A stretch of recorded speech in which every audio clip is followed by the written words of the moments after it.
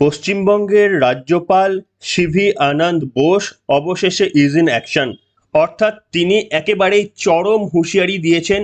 পশ্চিমবঙ্গের সাংবিধানিক প্রধান সিভি আনন্দ বোস পশ্চিমবঙ্গেরই প্রশাসনিক প্রধান রাজ্যের মাননীয় মুখ্যমন্ত্রী মমতা বন্দ্যোপাধ্যায়কে চরম হুঁশিয়ারি দিয়েছেন এবং তার নামে কলকাতা হাইকোর্টে মামলা পর্যন্ত করেছেন মানহানির বলে অন্তত সেই রকম খবর শোনা যাচ্ছে। একটা মারাত্মক ঘটনা। কোন সভ্য জগতে এমন হয় যে একজন সাংবিধানিক প্রধান একজন প্রশাসনিক প্রধানের বিরুদ্ধে মানহানি মামলা করছেন? কিন্তু কেন সিভি আনন্দ বোস হঠাৎ করে মুখ্যমন্ত্রী মমতা বন্দ্যোপাধ্যায়ের ওপর এতটাই রেগে গেলেন কেন? কি করেই বা তিনি মনে করছেন যে মুখ্যমন্ত্রী মমতা বন্দ্যোপাধ্যায়ের বলা বক্তব্য তার মানহানি করেছে? আজকের পর্বেই আপনাদের নিশ্চিতভাবে জানাবো। এবং শুধু তাই নয়, সিভি আনন্দ বোস তিনি এই মুহূর্তে দিল্লি সফরে রয়েছেন। একের পর এক রাষ্ট্রপতি থেকে উপরাষ্ট্রপতি, কেন্দ্রীয় অর্থমন্ত্রী, কেন্দ্রীয় আইনমন্ত্রী সকলের সঙ্গে একে একে দেখা করার পর পশ্চিমবঙ্গে যে অসহনীয় অবস্থা সেটা বোঝানোর চেষ্টা করছেন। এমনকি রাজ্যের তরফ থেকে যে আর্থিক মারাত্মক সঙ্গীন অবস্থা সেই কথাও তুলে ধরে এই রাজ্য সরকারকে শ্বেতপত্র প্রকাশ্যে আনার আবেদন করেছেন যে রাজ্যের অর্থনীতির পরিকাঠামো ভেঙে পড়েছে বলে তার অভিমত। আর আজকে এই তথ্য আপনাদের সামনে তুলে ধরবো। নমস্কার, welcome to simple as ABC. আপনাদের সকলকে স্বাগত জানিয়ে শুরু করছি আজকের অত্যন্ত গুরুত্বপূর্ণ একটি পর্ব।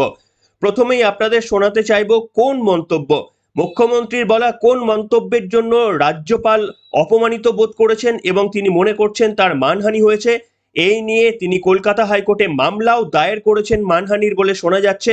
আসুন, মুখ্যমন্ত্রীর বলা 27 তারিখে প্রশাসনিক বৈঠক থেকে বলা একটি মন্তব্যে রাজ্যপাল মনে করছেন তার মানহানি হয়েছিল। কোন সেই বক্তব্য? কয়েক সেকেন্ডের মুখ্যমন্ত্রীর সেই বক্তব্য শুনুন আপনারা এবং আপনারাও লিখে জানান এতে সত্যি করে কি মানহানি রয়েছে। শুনুন। আজকে জেতার পরেও 1 মাস ধরে আমার এমএলএরা বসে আছে, গভর্নর ওথ দিতে দিচ্ছে না। মানুষ সিলেক্ট করেছে, ওনার কি অধিকার আছে তাদের ওথ দিতে না দেওয়ার? উনি স্পিকারকে অথরাইজ করবেন, ডেপুটি স্পিকারকে অথরাইজ করবেন, না হলে নিজে অ্যাসেম্বলিতে যাবেন। ওনার রাজভবনে কেন সবাই যাবে? রাজভবনে যা কীর্তি কেলেঙ্কারি চলছে তাতে মেয়েরা যেতে ভয় পাচ্ছে, আমাকে কমপ্লেন করেছে। শুনলেন বন্ধুরা, মুখ্যমন্ত্রী মমতা বন্দ্যোপাধ্যায় প্রশাসনিক বৈঠক থেকে, যে প্রশাসনিক বৈঠকে কার্যত তিনি আলোচনা করছিলেন যে কোথায় কোথায় বুলডোজার চলবে, কিভাবে রাস্তার দখল মুক্ত করতে হবে হকারদের কাছ থেকে, এই সংক্রান্ত যখন মিটিং হচ্ছিল তার মধ্যেই হঠাৎ করে মুখ্যমন্ত্রী এই বক্তব্যটি করেন যেটি আপনারা শুনলেন।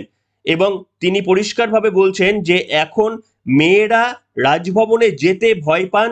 যেভাবে কুকীর্তি হয়, রাজভবনে যা কুকীর্তি প্রকাশ্যে এসেছে তার জন্য মেয়েরা নাকি রাজভবনে যেতে ভয় পান। একটা মারাত্মক অভিযোগ এবং আমি 100% সমর্থন করি। যে কোনো ব্যক্তি, রাজ্যপালের মতো সম্মানীয় ব্যক্তি তো ছেড়েই দিলাম, যে কোনো ব্যক্তির যদি মান সম্মান ন্যূনতম থাকে এবং তিনি যদি সত্যি সত্যি অপরাধ না করে থাকেন তাহলে অবশ্যই ডিফরমেশন কেস করা উচিত। তার কারণ তিনি যদি কোনো অন্যায় না করে থাকেন এবং তাকে যদি এইভাবে প্রকাশ্যে দাগিয়ে দেওয়া হয় যে তার জন্য মহিলারা রাজভবনে যেতে ভয় পাচ্ছেন, তাহলে নিশ্চিতভাবে তার মানহানি মামলা করা উচিত। এবং শোনা যাচ্ছে রাজভবনের তরফ থেকে বা রাজ্যপাল স্বয়ং নাকি মানহানির মামলা করেছে রাজ্যের মুখ্যমন্ত্রী মমতা বন্দ্যোপাধ্যায়ের বিরুদ্ধে। ভাবতে পারেন এর থেকে আর লজ্জার কি হতে পারে যে একজন সাংবিধানিক প্রধান তিনি প্রশাসনিক প্রধানের বিরুদ্ধে মানহানি মামলা করছেন? এর থেকে লজ্জার কি হতে পারে? এবং আপনাদের মনে করিয়ে দিতে চাইবো, যখন লোকসভা নির্বাচনের প্রচার চলছিল রাজ্যের মাননীয় মুখ্যমন্ত্রী মমতা বন্দ্যোপাধ্যায় একটি প্রচার সভা থেকেও এই ধরনের মন্তব্য করেছিলেন। তিনি বলেছিলেন যে আমি রাজভবনে যেতে ভয় পাচ্ছি, যেভাবে কুকীর্তি হয়েছে, রাজ্যপালের যা সব কুকীর্তি প্রকাশ্যে এসেছে, আমি রাজভবনে যেতে ভয় পাচ্ছি। পরিষ্কার রাজ্যপালের দিকে একদম মারাত্মক ইঙ্গিত এবং কু ইঙ্গিত, অর্থাৎ রাজ্যপাল চরিত্রহীন, এই ধরনের কিন্তু একটা মারাত্মক তীব্র ইঙ্গিত কিন্তু মুখ্যমন্ত্রী মমতা বন্দ্যোপাধ্যায়ের গলায় নির্বাচনের প্রচারের সময় ছিল। এবং এখন নির্বাচন মিটে যাওয়ার পরেও প্রশাসনিক বৈঠক থেকে মুখ্যমন্ত্রী একই বক্তব্য বলেছেন। রাজ্যের মুখ্যমন্ত্রী প্রচার সভা থেকে লোকসভার নির্বাচনের সময় কি বলেছিলেন আপনাদের মনে করিয়ে দিতে চাইবো এই বক্তব্য শুনিয়ে। শুনুন। প্রধানমন্ত্রীর প্রতিনিধি রাজভবনের লাটু সাহেব, মেয়েরা যেতে পারছে না ভয়ে, আমি তো কনস্টিটিউশনাল ক্রাইসিসে পড়ে যাচ্ছি, কারণ আমার প্রয়োজন থাকলেও অন্য জায়গায় কথা বলতে হবে, কিন্তু রাজভবনে ঢুকতে পাচ্ছি না, কারণ ভয় পাচ্ছি এই রাজ্যপালের যে সব কীর্তি কেলেঙ্কারি বেরিয়েছে তার জন্য। আজকে কোনো মহিলা যেতে চাইছে না রাজভবনে। কি প্রধানমন্ত্রী, আপনার উচিত ছিল না তাকে পদত্যাগ করিয়ে সরিয়ে নেওয়া? শুনলেন বন্ধুরা, একটা মানুষের, আমি রাজ্যপালের মতো সম্মানীয় পদ ছেড়ে দিলাম, একটা মানুষের যদি সম্মানবোধ থাকে এবং তিনি যদি নিষ্কলঙ্ক হন এবং তিনি যদি ভেতর থেকে জানেন তিনি কোনো অন্যায় করেননি, তারপরেও যদি এই ধরনের কেউ বক্তব্য করেন, তাহলে নিশ্চিতভাবে ডিফরমেশনের কেসে যাওয়া উচিত, মানহানির মামলায় করা উচিত। তার কারণ মারাত্মক যেসব অভিযোগ এসেছে সেটা পশ্চিমবঙ্গের মানুষও জানতে চায় যে সত্যি সত্যি রাজভবনের বিরুদ্ধে বা রাজ্যপালের বিরুদ্ধে ওটা এই অভিযোগের সত্যতা রয়েছে নাকি এটা পুরোটাই রাজনৈতিক। পশ্চিমবঙ্গের প্রত্যেকটি আম জনতার এটা জানার অধিকার রয়েছে, এবং যদি সত্যি সত্যি রাজ্যপাল এই ধরনের কোনো অভিযোগে অভিযুক্ত হয়, আমরা চাই না এই রাজ্যপাল একদিনও আমাদের মাথায় থাকুক। কিন্তু উল্টো দিকে রাজ্যের মুখ্যমন্ত্রী মমতা বন্দ্যোপাধ্যায় শুধুমাত্র রাজনীতির কারণে যদি তাকে অনৈতিকভাবে এই ধরনের তোপ দেগে থাকেন, তাকে দাগিয়ে দেওয়ার চেষ্টা করেন, সেটাও মারাত্মক একটা কিন্তু অনৈতিক কাজ হয়ে থাকতে পারে। তাই কলকাতা হাইকোর্টের এটা একেবারেই ফয়সালা করা উচিত। কলকাতা হাইকোর্ট এই তদন্ত নিয়ে কলকাতা হাইকোর্টের মামলার শুনানির কোন দিকে এগোয় নিশ্চিতভাবে আপনাদের জানাবো। তবে যেটা আপনাদের বলতে চাইবো, আপনারা ইতিমধ্যেই জেনে গিয়েছেন রাজ্যপাল কিন্তু এই মুহূর্তে তিনি কলকাতায় নেই, তিনি দিল্লিতে গেছেন, এবং দিল্লিতে গিয়ে তিনি বিভিন্ন আধিকারিক এবং উচ্চপদস্থ কর্তাদের সঙ্গে দেখা করেছেন। তার মধ্যে অন্যতম ছিলেন আইনমন্ত্রী অর্জুন রাম মেঘওয়াল, তার সঙ্গে দেখা করেছেন ভারতের রাষ্ট্রপতি এবং ভারতের উপরাষ্ট্রপতির সঙ্গেও। অনেকেই মনে করছেন রাজ্যপালের বিরুদ্ধে যে সমস্ত মন্তব্য করেছেন মুখ্যমন্ত্রী, তা নিয়ে কোন পথে এগোনো যায়, সত্যি সত্যি মুখ্যমন্ত্রীর নামে কি কলকাতা হাইকোর্টে দ্বারস্থ হওয়া যায় কিনা বা উচিত কিনা, এই সমস্ত বিষয় খতিয়ে দেখার জন্যই কিন্তু রাজ্যপাল বিভিন্ন দপ্তরে গিয়ে কথা বলেছেন। একেবারেই রাষ্ট্রপতি থেকে উপরাষ্ট্রপতি এমনকি আইনমন্ত্রীর সঙ্গেও কথা বলেছেন রাজ্যপাল, ব্যাপারটি বোঝার চেষ্টা করেছেন সরজমিনে, এবং শোনা যাচ্ছে তারপরেই নাকি তিনি ডিফরমেশনের কেস রেজিস্টার করেছেন কলকাতা হাইকোর্টে। এবং শুধু তাই নয়, রাজ্যপাল আরও একটি মারাত্মক অভিযোগ করেছেন। রাজ্যপালের অভিযোগ হচ্ছে যে পশ্চিমবঙ্গের অর্থনীতির একেবারে বেহাল অবস্থা, এবং সম্ভবত যে বেহাল অবস্থার মানে কি সঙ্গীন অবস্থা যে পশ্চিমবঙ্গের অর্থনীতি, সেটা আমার আপনার সামনে আনা হচ্ছে না। এবং রাজ্যপাল দাবি করছেন যে পশ্চিমবঙ্গের এই কোষাগারের বেহাল অবস্থা, তার একটা শ্বেতপত্র প্রকাশ করা হোক। এই কারণে রাজ্যপাল দেখা করেছিলেন কেন্দ্রীয় অর্থমন্ত্রী নির্মলা সীতারামনের সাথে, এবং পশ্চিমবঙ্গের বেহাল যে অবস্থা তার পরিণতি এবং তার করুণ অবস্থার শ্বেতপত্র প্রকাশের দাবি জানিয়েছে এই রাজ্য সরকারের কাছ থেকে। কিন্তু খুব স্বাভাবিক কারণেই আমরা এটা সহজেই অনুমান করতে পারি যে রাজ্যের মুখ্যমন্ত্রী মমতা বন্দ্যোপাধ্যায় রাজ্যপালের কথাকে তো গুরুত্ব দেবেনই না, এবং সেই শ্বেতপত্র প্রকাশের কোনো প্রয়োজনীয়তা তিনি বোধ করবেন এমনটা কোনোদিন হতেই পারে না। যাই হোক, আরো একটি বিষয় নিয়ে আপনাদের সর্বশেষ বলে যে বক্তব্য শেষ করব, সেটা হচ্ছে আরো একটা বিষয় নিয়ে জটিলতা সৃষ্টি হয়েছে। কোন বিষয়ে না, এই লোকসভা নির্বাচনের সঙ্গে সঙ্গে দুটো উপনির্বাচন হয়ে গিয়েছিল, একসাথে দুটো বিধানসভার নির্বাচন হয়ে গিয়েছিল, এবং তাতে করে জয়লাভ করেছিলেন তৃণমূল কংগ্রেসের দুইজন প্রার্থী, একজন সায়ন্তিকা বন্দ্যোপাধ্যায় আর একজন হচ্ছেন রেয়াত হোসেন সরকার। এই দুজনই কিন্তু জয়লাভ করেছিলেন বিধানসভায়, কিন্তু তাদের শপথ গ্রহণ নিয়ে একটা জটিলতা সৃষ্টি হয়েছে, আপনারা অনেকেই জানেন। আসলে রাজ্যপাল চেয়েছিলেন যে এই দুই জয়ী প্রার্থী তাদেরকে শপথ গ্রহণ পাঠ করানো হবে রাজভবনের মধ্যে, এবং রাজ্যপাল সেই শপথ গ্রহণ পাঠ করাবেন। কিন্তু হঠাৎ করেই তৃণমূল কংগ্রেস বেঁকে বসে। রাজ্যের মুখ্যমন্ত্রী মমতা বন্দ্যোপাধ্যায়ের বক্তব্য তো আপনাদের আগেই শোনালাম যে রাজভবনে যেতে নাকি মহিলারা ভয় পাচ্ছেন। কিন্তু যাই হোক, এই যে দুজন এমএলএ ধর্নায় বসেছেন, এনারা তো আর দুজনেই মহিলা নন, তাহলে কি রাজভবনে পুরুষ যেতেও ভয় পাচ্ছেন নাকি? এ তো মারাত্মক কথা। সায়ন্তিকা বন্দ্যোপাধ্যায় নয়, মুখ্যমন্ত্রী মমতা বন্দ্যোপাধ্যায়ের কথা অনুসারে তিনি রাজভবনে যেতে ভয় পাচ্ছেন, কিন্তু এই যে একজন ভদ্রলোক তিনি জিতেছেন, তিনিও কি রাজভবনে যেতে ভয় পাচ্ছেন? এ তো মারাত্মক কথা। সে যাই হোক, এই সমস্ত নোংরা এবং বিলো দ্য বেল্ট আলোচনা করতে আমিও একেবারেই উৎসুক নই। তবে এই যে দুজন ধর্নায় বসেছেন রাজভবন চত্বরে, যে রাজভবন চত্বরে কোনো রকমের রাজনৈতিক ধর্না দেওয়ার ওপর নিষেধাজ্ঞা জারি করেছিলেন বিমান বন্দ্যোপাধ্যায়, স্পিকার বিমান বন্দ্যোপাধ্যায়, তিনিই আবার দেখুন এখন কোনো বক্তব্য রাখছেন না, কোনো আপত্তি করছেন না, যখন তৃণমূল কংগ্রেসের জয়ী দুই এমএলএ যখন তারা ধর্নায় বসেছেন রাজভবনের মধ্যে, তখন স্পিকারের তরফ থেকে কিন্তু কোনো আপত্তি তোলা হচ্ছে না, অথচ এই স্পিকারই নিষেধাজ্ঞা লাগিয়েছিলেন যে রাজভবনের মধ্যে কোনো রকমের ধর্নায় বসা যাবে না। এবং শুধু তাই নয়, সাংবাদিকরাও দেখুন একেবারেই বিধানসভা চত্বরের মধ্যে ঢুকে পড়তে পারছেন, তাদের বিরুদ্ধেও নিষেধাজ্ঞা জারি করা হয়েছিল। শুভেন্দু অধিকারী এই নিয়ে প্রশ্ন তুলেছেন যে আপনাদের এখন কেন অ্যালাউ করা হচ্ছে বলুন তো বিধানসভায়? তাহলে কি যেহেতু সায়ন্তিকা বন্দ্যোপাধ্যায় এবং আরো একজন তারা ধর্নায় বসেছেন, তাদের ছবিগুলো টিভিতে প্রচার করতে হবে, সেই কারণে কি বিমান বন্দ্যোপাধ্যায় আপনাদের এখানে অ্যালাউ করছেন? তিনিই তো সমস্ত আপনাদের এখানে ঢোকার এন্ট্রান্সে সবকিছু অধিকার কেড়ে নিয়েছিলেন, তিনি আবার এখন কোনো আপত্তি কেন তুলছেন না বলুন তো? শুনুন শুভেন্দু অধিকারী কি বলেছিলেন এই প্রসঙ্গে, শোনাবো আপনাদের। ব্যাংক ছিল আগে, এটা জানতে চাইছি আমার কিউরিওসিটি।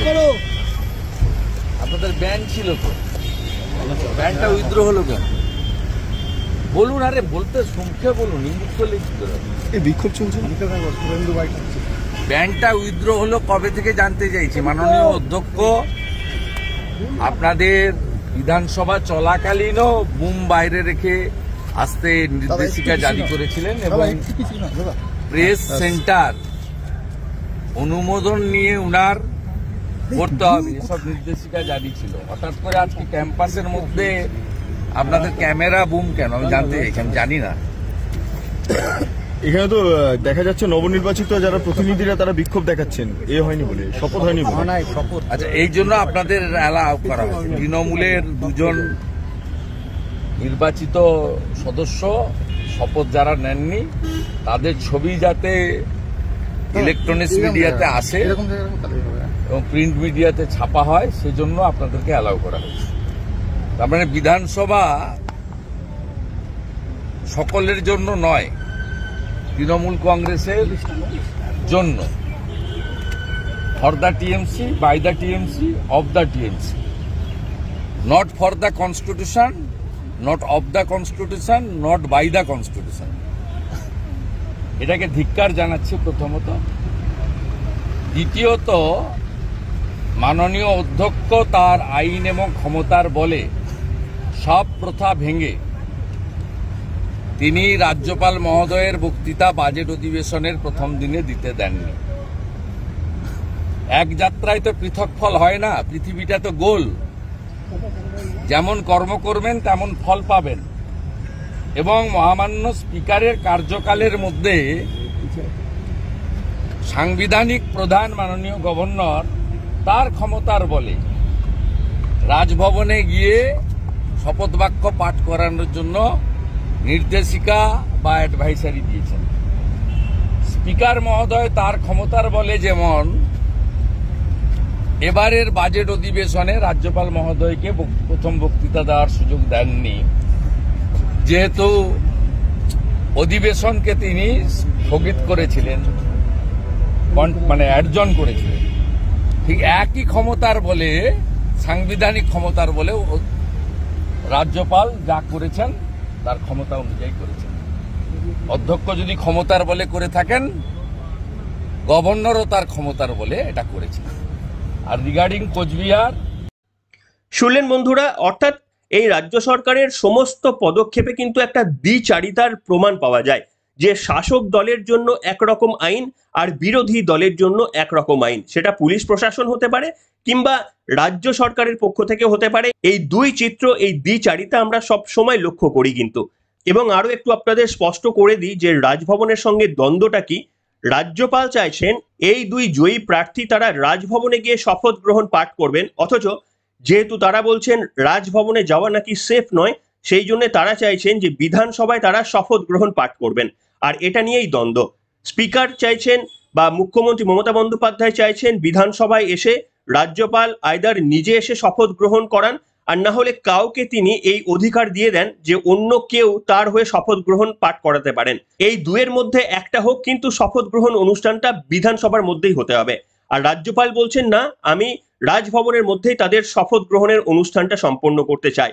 এই দুয়ের মধ্যেই একেবারেই মারাত্মক একটা দ্বন্দ্ব লেগে গিয়েছে এবং দুজনেই কিন্তু অনমনীয়। বিশেষ করে রাজ্যপালের বিরুদ্ধে মারাত্মক একটা অভিযোগ করছেন স্বয়ং মুখ্যমন্ত্রী মমতা বন্দ্যোপাধ্যায়। সেই কারণেই একজন সম্মানীয় পদ তার গায়ে লাগাই উচিত, এবং তিনি যদি সত্যি কোনো দোষ না করে থাকেন তাহলে তার ডিফরমেশনের দিকেই যাওয়া উচিত ছিল এবং সেই কাজটাই তিনি করেছেন। তাকে অপমান করা হয়েছে বলে এই মর্মে তিনি আদালতের দ্বারস্থ হয়েছেন। এখন হাইকোর্টের তরফ থেকে কি বিচার আসে সেদিকে কিন্তু লক্ষ্য রাখতে হবে। কি বলবেন বন্ধুরা, আপনাদের মতামত লিখে জানাবেন। এখনকার মতো এখানেই শেষ করলাম। কবে হবে? আমি প্রত্যাশা করি যে রাজ্যপাল ঠিক সঠিক জিনিসগুলো বুঝতে পারবেন এবং তিনি খুব দ্রুত এসে ওদের শপথ গ্রহণের জন্য বিধানসভায় আসবেন, এটাই আমি প্রত্যাশা করি। এবং সেই মর্মে আমি রাষ্ট্রপতিজিকে চিঠিও পাঠিয়েছি। আমার রাষ্ট্রপতির চিঠির প্রত্যুত্তরে কী উনি বলেন সেটা আমি জানব।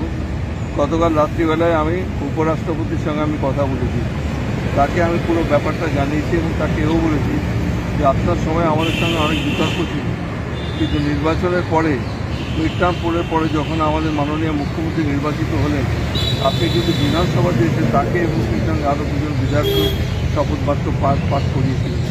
সুতরাং এর ক্ষেত্রেও এটার কোনো ব্যতিক্রম হওয়ার কারণ নেই। এবং আমাদের রাজ্যপাল যেটা করছেন এটা উনি কেন করছেন আমি জানি না। আমার মনে হয় যে নিশ্চয়ই এটা উনি উপলব্ধি করবেন। রাষ্ট্রপতি, উপরাষ্ট্রপতি এবং লোকসভার স্পিকার তারা নিশ্চয়ই তাকে সঠিক রাস্তা দেখাবেন এবং অত্যন্ত অবিলম্বে যত তাড়াতাড়ি সম্ভব বিধানসভায় এসে নতুন নির্বাচিত দুজন সদস্যকে তিনি শপথ বাক্য পাঠ করাবেন। চিন্তাভাবনা করতে হবে, এটা তো অনন্তকাল চলতে পারে না। তার নির্বাচিত বিধায়ক তারা বিধানসভায় ঢুকতে পারবে না, বিধানসভার সিটে বুঝতে পারবে না, এটা তো হতে পারে না। আমরাও দেখবো অল্টারনেটিভ একটু করা যায়, চিন্তাভাবনা করতে হবে। তবে আমরা একটু আরও ভাবছি যে 2-1 দিনের মধ্যে হয়তো নিশ্চয়ই তিনি কোনো না কোনো সিদ্ধান্ত গ্রহণ করবেন, যাতে বিধানসভাতে এসে নিজেদের শপথ বাক্য পাঠ করাবেন, এটাই আমার বিশ্বাস।